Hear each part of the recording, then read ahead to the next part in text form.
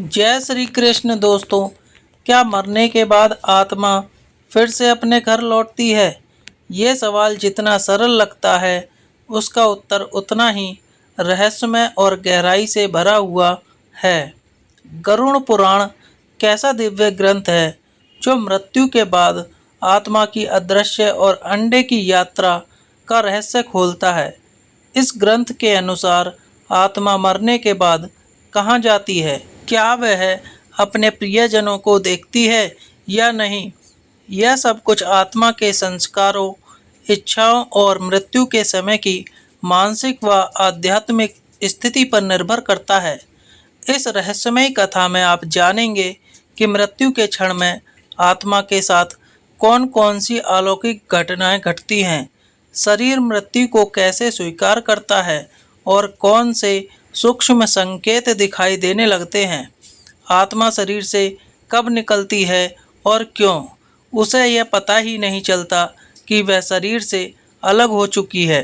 परिवार का विलाप, शोक और बिछड़ने की पीड़ा आत्मा के चेतन मन पर क्या प्रभाव डालती है?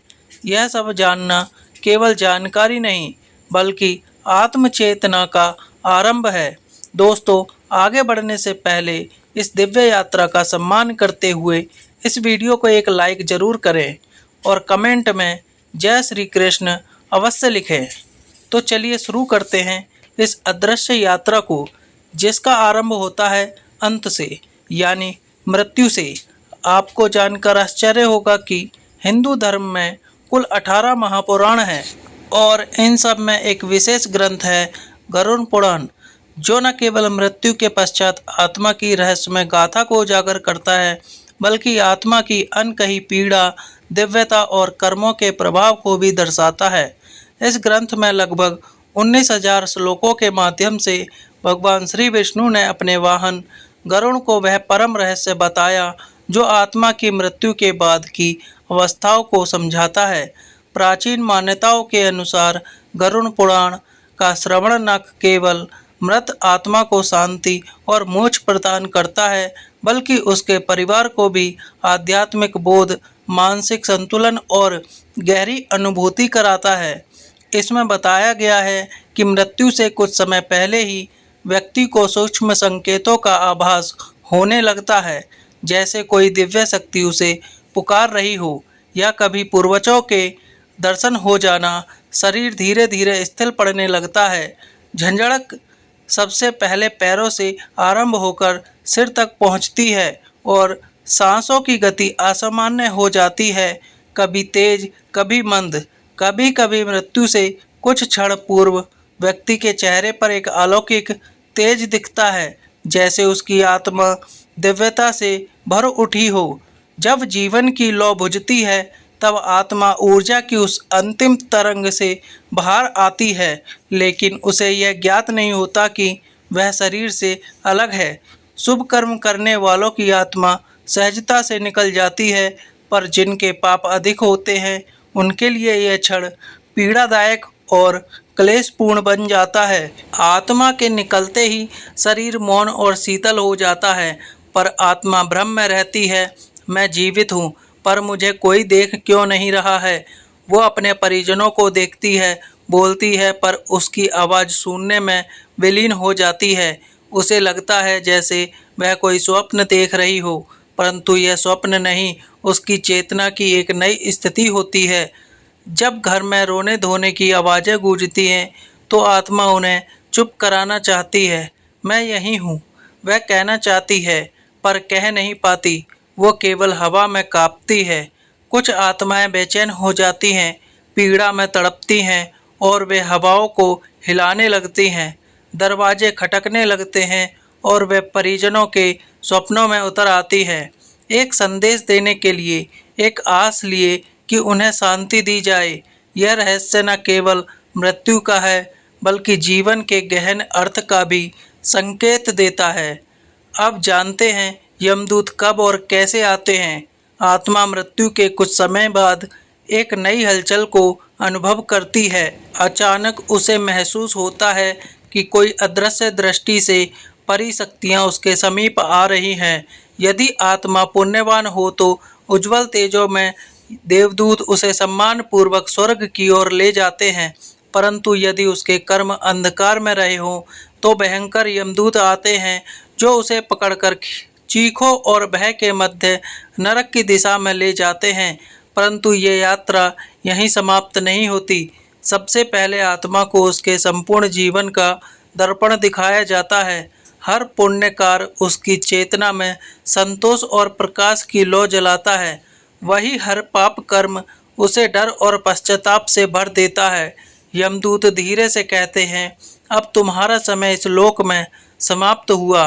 दोस्तों, अब आइए जानते हैं वह रहस्यमय जो आत्मा मृत्यु के बाद के 13 दिनों तक अनुभव करती है। गरुड़ पुराण कहता है कि आत्मा मृत्यु के बाद भी 13 दिनों तक इसी लोक में रहती है, लेकिन वह स्थिति सामान्य नहीं होती। वो एक गहन और अदृश्य यात्रा का आरंभ होता है। पहले 3 दिन भ्रम, मोह और अज्ञान का समय होता है। आत्मा अपनी मृत्यु को स्वीकार नहीं करती। वो घर में ही भटकती है, अपने प्रियजनों से बात करना चाहती है, पर उसकी आवाज़ कोई सुन नहीं सकता। यदि मृत्यु दुखद या हिंसक रही हो तो आत्मा बेचैनी, दर्द और उलझन में गिर जाती है। चौथे से 10वें दिन तक आत्मा को धीरे धीरे सत्य का बोध होने लगता है। उसे महसूस होता है कि वह अब शरीर का हिस्सा नहीं रहे।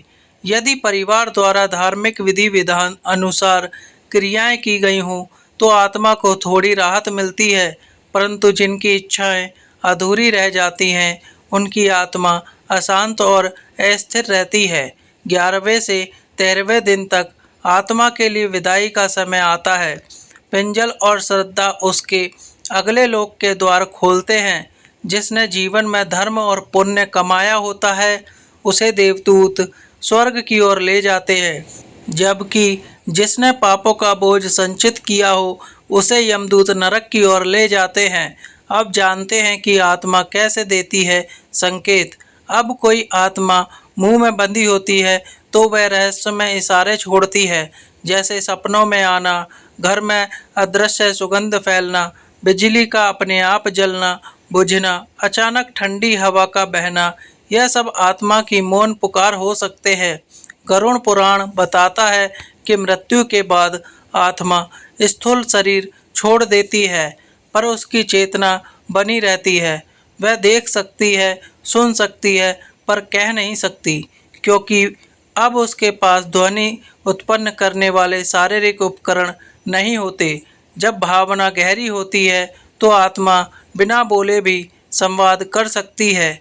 कभी वह सपनों में आती है, कभी कोई दिव्य गंध महसूस होती है, कभी उपकरण अपने आप बंद चालू हो जाते हैं।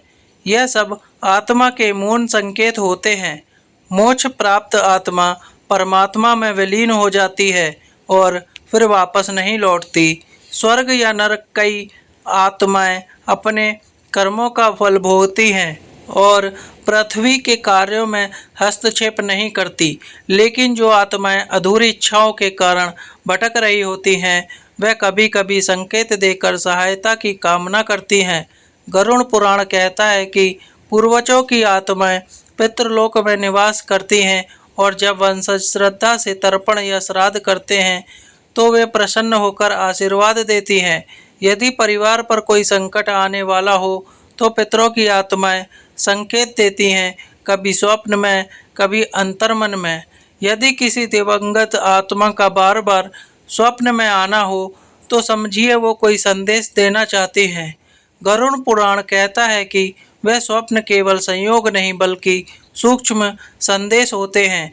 कई लोग बताते हैं कि अचानक किसी दुर्घटना से बच गए या उन्हें अनुभव हुआ कि कोई अदृश्य शक्ति उनके साथ थी।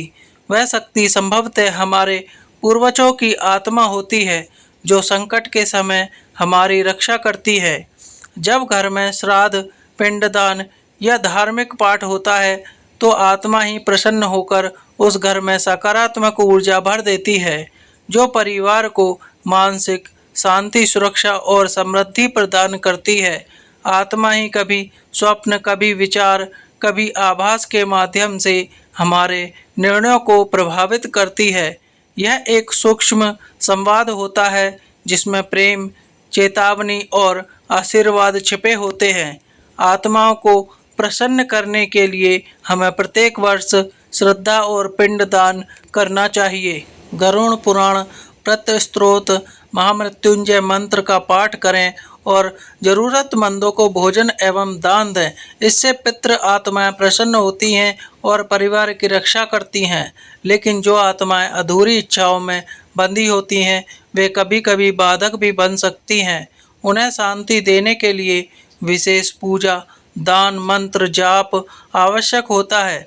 दोस्तों, क्या कभी आपको लगा है कि जब जीवन में सब कुछ डगमगा रहा हो, तब कोई अदृश्य शक्ति आपका मार्गदर्शक कर रही हो? वह शक्ति कभी आपके पूर्वजों की आत्मा होती है, कभी ईश्वर का संकेत और कभी आपके पुण्य कर्मों की छाया। यदि आपने कभी ऐसी अनुभूति की हो तो कमेंट में अवश्य लिखें। मैंने उस दिव्यता को अनुभव किया है। दोस्तों, चलिए अब जानते हैं कि मृत्यु के बाद आत्मा किसे खोजती है, माँ को, बच्चे को या पति पत्नी को? इसका उत्तर गरुड़ पुराण, ब्रह्मवर्त पुराण और आत्म जागरण से जुड़ी संतावनी में मिलता है। आत्मा किसे खोजती है? एक आत्मा सबसे पहले उस संबंध को खोजती है जिससे उसका मोह सबसे गहरा रहा हो। यदि माँ के प्रति अत्यंत मोह था, सेवा, चिंता या अधूरी भावना हो तो आत्मा माँ को खोजती है। यदि बेटे या संतान के प्रति भावनात्मक लगाव अधूरा रह गया हो तो आत्मा संतान के आसपास भटकती है। और यदि पति पत्नी के साथ बहुत गहरा राग या अपूर्ण प्रेम रहा हो तो आत्मा उसी जीवन साथी को खोजती है जो आत्मा भावना की तरंगों से खींचती है, रिश्ते की परिभाषा से नहीं। मृत्यु के बाद आत्मा के पास कोई नाम नहीं होता, वो केवल भावनाओं और संस्कारों की ऊर्जा होती है। वो उस रिश्ते को खोजती है जिसमें सबसे अधिक संकल्प, अधूरी बात या मोह छूट गया हो। आइए जानते हैं गरुड़ पुराण ने क्या लिखा है। गरुड़ पुराण कहता है कि आत्मा मृत्यु के बाद 13 दिन तक अपने प्रियजनों के बीच में रहती है। वो हर जगह जाती है, माँ के पास, पत्नी के पास, बेटी के पास, उस घर के कोने कोने में जहाँ उसकी यादें बसी थी। लेकिन अंततः वही जगह उसे खींचती है जहाँ उसका मन सबसे अधिक अटका होता है। इसे एक उदाहरण से समझते हैं। एक माँ जो अपने बच्चे को छोड़कर गई, आत्मा बार बार उस बच्चे के सपने में आ सकती है। एक पत्नी जो पति की सेवा करना चाहती थी पर असमय मृत्यु हो गई, वो पति की हर पीड़ा को महसूस करती है। एक वृद्धक जिसे जीवन भर माँ की ममता की तलाश रही, मरने के बाद वही आत्मा माँ को ढूंढती है। मृत्यु के बाद आत्मा माँ, बेटा या पति पत्नी में से उसी को खोजती है जिससे सबसे अधिक प्रेम, मुदपीरा या अधूरी भावना जुड़ी होती है। भावना जहाँ गहरी होगी, आत्मा वहीं खिंची चली जाएगी, वो संबंध चाहे कोई भी हो। दोस्तों, यदि आज की यह रहस्यमय यात्रा आपके हृदय को स्पर्श कर गई हो तो कृपया इस वीडियो को श्रद्धा के रूप में साझा करें। और यदि आप चाहते हैं कि ऐसे ही दिव्य सत्य आपके जीवन को आलोकित करते रहें, प्रेम से बोलिए जय श्री हरि विष्णु। ऐसे ही और भी रोचक और आध्यात्मिक वीडियो के लिए चैनल को सब्सक्राइब कर लें। दोस्तों, आपको ये कथा कैसी लगी कृपया कमेंट करके ज़रूर बताएं। वीडियो पसंद आया हो तो वीडियो को लाइक करें और अपने दोस्तों के साथ शेयर करें। कमेंट बॉक्स में जय श्री कृष्ण लिखना ना भूलें। फिर मिलते हैं एक और दिलचस्प वीडियो के साथ। धन्यवाद। जय श्री कृष्ण।